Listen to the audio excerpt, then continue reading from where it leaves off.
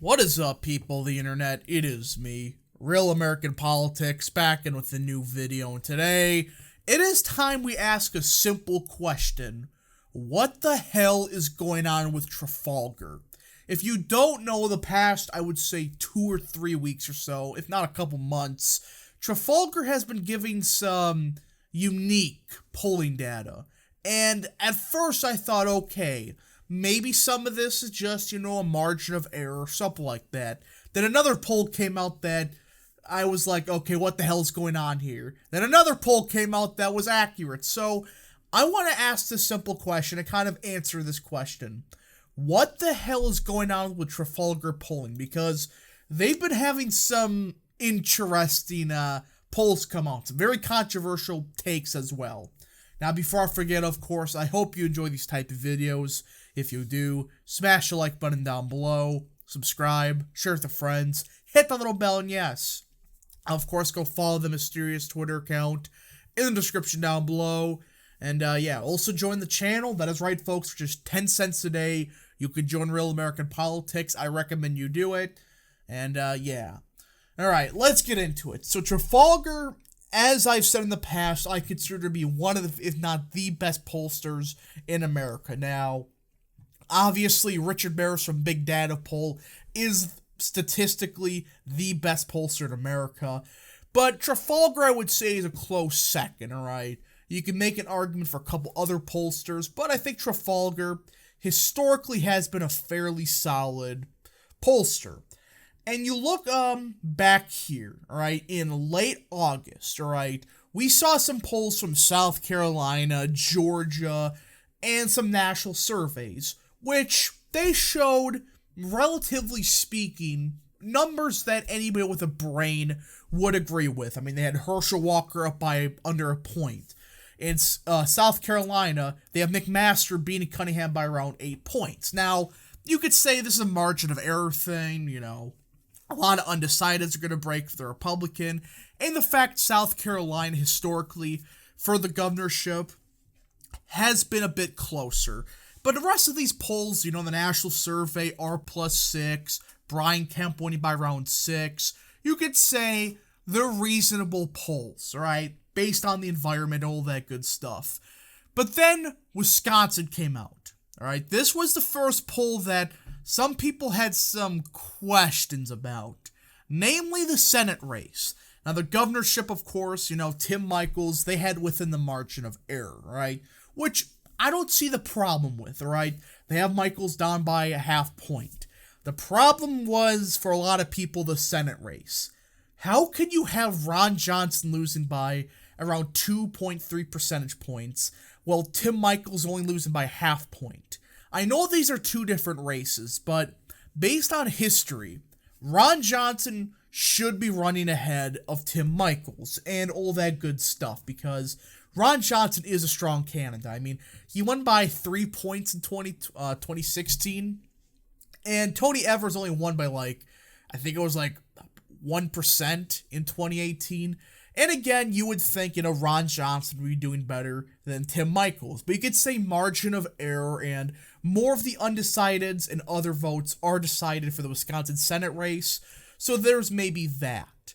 But that wasn't really the poll that got people questioning things. Not for me, at least. I thought, okay, margin of error, and the fact Wisconsin, very hard to poll. If you don't know Wisconsin polling, it's never good. It's never been good. Even 20 years ago, even in 2004, they had Bush winning the state by 2 points. He lost it by around a point. So that's the type of state we're talking about, even back then when polling was somewhat accurate. Now, good luck. But that's not really the polls that really got people questioning. Then Washington came out. Now, I don't think this is crazy, alright? Because you look at a lot of the other polls, Patty Murray's only at 50 and 49% in the other polling. And when you count for undecideds, for other polls, this is reasonable. And we have data to prove this race is going to be competitive. Again, their Patty Murray margin lines up basically identical to what we've seen with other polls. It's just Smiley is pulling a lot higher compared to other polls. So this was another one that I didn't have a problem with. Sure, maybe a bit too close, but you can make an argument undecided we're going to break. But then New York came out. And this was one that originally, when I first saw this, I was like, okay, what is Trafalgar on? I want some of what they're on. Now, I looked more at it and realized this isn't as bad as you think. I know. The Hooch is at 48% and Zeldin's at 43.5%. That means this race is within 5 points. That's not unreasonable. I know. Alright, don't take that out of context. I still think Zeldin loses this race by like a likely margin at the very worst, or very best for him at least. The problem is the Hooch has not been polling high. I mean, look at some of these other polls. I mean, you have, I think it's Data for Progress is one of them. They have Hooch only at 50%. I mean, basically every single poll has the Hooch capped at like 51, 52, maybe 53%. Well, Zeldin is polling a little bit lower. So once again, you can make the argument a lot of the undecideds were breaking for Zeldin, all that good stuff. But you realize something. How could New York be within 5 points, Washington be almost within 3 points, but Wisconsin going lean Democrat? And again, I know Wisconsin's a much harder state to poll, but on paper, it's like, that doesn't make any sense. But then the one poll came out that I think physically broke the internet. It manifests so much of the internet to just go nuts that I even called bullshit on. The Vermont Senate race. Look, guys, I love Trafalgar. I think they're a great pollster. But what drugs is Trafalgar on to give this? Look, I understand this race is probably going to be closer than the past because Vermont's a weird state politically, you know. They're fairly independent-minded state. I know that sounds weird, but they voted for Bernie Sanders, who's an independent. I know technically he is a Democrat, but he is an independent, and the state tends to, you know, vote fairly independent. When you really look at it. Plus, Democrats, they've only had one Democrat senator ever. But even then, the fact they have Peter Welch only at 50%, no, not even 50%, and Malloy at 43%, that means within 7 points they have this race in. In fact, if you give Malloy all the other undecided votes, he would win this race. That's when I had some serious questions about what's going on here. What's going on with the Trafalgar polls? Now, I'm no polling expert, or I should say I'm not a pollster, right? I'm not a pollster, and I don't know the methodology of how Trafalgar exactly does it. But they did give a somewhat reasonable explanation for, I would say, the first three, alright? Not this one. This one I don't know. I don't know how they got this number.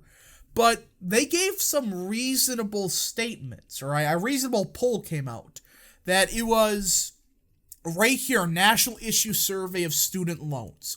They said flat out, what's been happening is a complete anti-Democrat backlash over the student loan stuff. Like, people that paid off their loans or never got student loans at all, they got shafted, while the people that had hundreds of thousands of dollars of loans for freaking gender studies at Harvard, they get a huge forgiveness.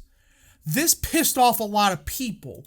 And you look at the dates this came out, alright? September 12th, this poll came out. Well, I think the Biden order came out in late August. I think it was August 30th or something like that.